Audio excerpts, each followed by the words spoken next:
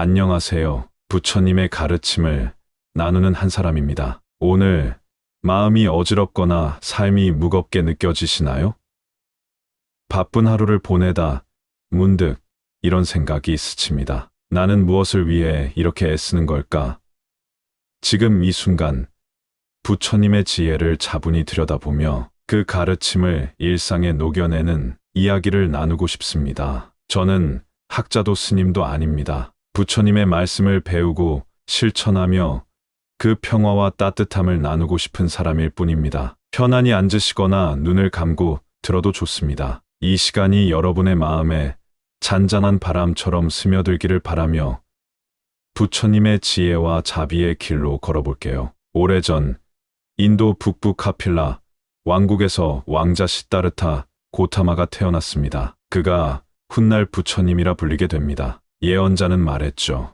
이 아이는 위대한 성인이 되거나 세상을 다스리는 왕이 될 것이다. 왕은 아들이 성인의 길을 걷는 걸 원치 않아 궁 안에 가두듯 지키며 행복한 것만 보여주려 했습니다. 하지만 세상의 진실은 숨길 수 없었죠. 어느 날 시다르타는 궁 밖에서 늙은 사람, 병든 사람, 죽은 사람, 그리고 고요한 수행자를 마주합니다. 그는 충격을 받았습니다. 세상은 모두 늙고 병들고 죽는구나. 그런데 저 수행자는 어쩌면 저리 평온할까? 그날부터 그의 마음은 흔들렸고 삶의 의미와 고통의 근원을 고민했습니다. 결국 그는 모든 것을 내려놓고 출가를 결심합니다. 아내, 갓 태어난 아들, 화려한 왕궁까지 진리를 찾는 여정이 시작된 순간이었습니다. 출가 후 그는 여러 스승을 만나 수행했고 혹독한 고행도 했습니다. 하지만 진정한 자유는 오지 않았습니다. 그러던 어느 날 보리수 나무 아래 앉아 다짐합니다. 진리를 깨달을 때까지 이 자리에서 일어나지 않겠다. 깊은 명상 끝에 그는 깨닫습니다. 모든 것은 인연 따라 생기고 사라지며 고정된 자아 없이 변한다. 이것이 연기법의 진리였습니다. 그 순간 그는 고통에 흔들리지 않는 부처가 되었습니다. 부처님은 깨달음을 혼자 간직하지 않고 세상과 나누셨습니다. 첫 제자들에게 전한 가르침이 사성제입니다. 첫째,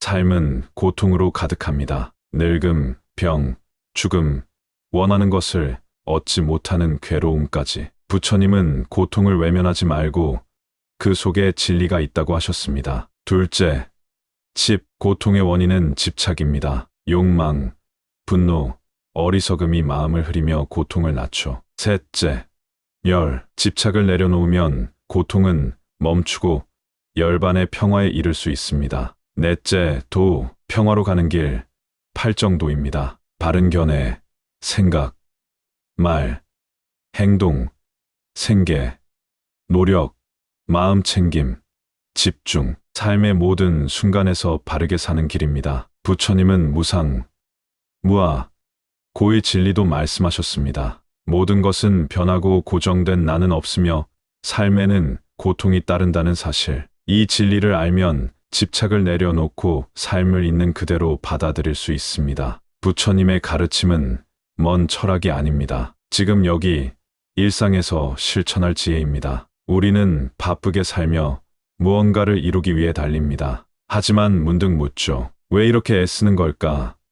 아무리 열심히 달려도 불안과 외로움이 따라붙습니다. SNS에서 남의 삶은 빛나 보이고 나는 부족하게 느껴집니다. 더 가져야 행복할 거라 믿지만 부처님은 고통이 외부가 아닌 마음에서 시작된다고 하셨습니다. 부처님은 욕망, 분노, 어리석음을 삼독이라 불렀습니다. 이 세 가지가 마음을 흐리고 고통의 씨앗이 됩니다. 고통은 삶의 일부입니다. 이를 부정하지 말고 있는 그대로 바라보는 것이 첫걸음입니다. 스트레스, 외로움도 삶의 한 조각이며 그 안에서 지혜를 찾을 수 있습니다. 부처님의 가르침을 삶에 녹여내는 방법은 작게 시작하면 됩니다. 가장 중요한 건 마음 챙김입니다. 지금 이 순간을 온전히 알아차리는 것, 숨을 쉬는 느낌, 차의 따뜻함, 짧은 대화에 깨어 있는 겁니다. 밥을 먹을 때 음식의 맛을 음미하며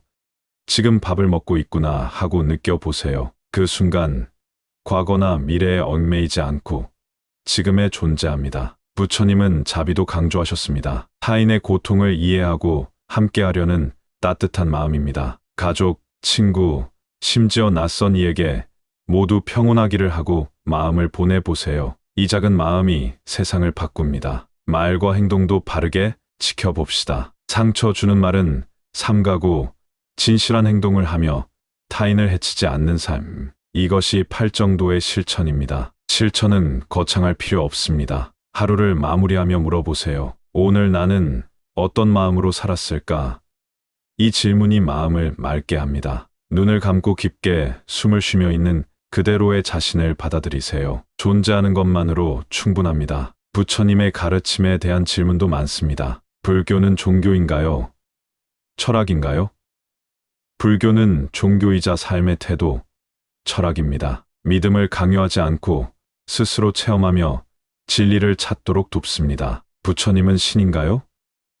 부처님은 깨어난 인간입니다. 우리처럼 고민하다 진리를 찾은 분이죠. 그래서 우리도 그 길을 걸을 수 있습니다. 오늘 나누고 싶은 핵심은 내려놓음입니다. 고통을 피하려 애쓰지만 부처님은 고통을 있는 그대로 보라 하셨습니다. 그 속에서 평화를 찾을 수 있다고요. 지금 이 순간을 온전히 살아보세요. 불안은 과거나 미래에서 옵니다. 하지만 모든 것은 변하고 우리는 그 변화를 살아갑니다. 지금 이 순간에 깨어 있어 보세요. 오늘 이 질문을 마음에 품으세요. 나는 지금 이 순간을 온전히 느끼고 있는가?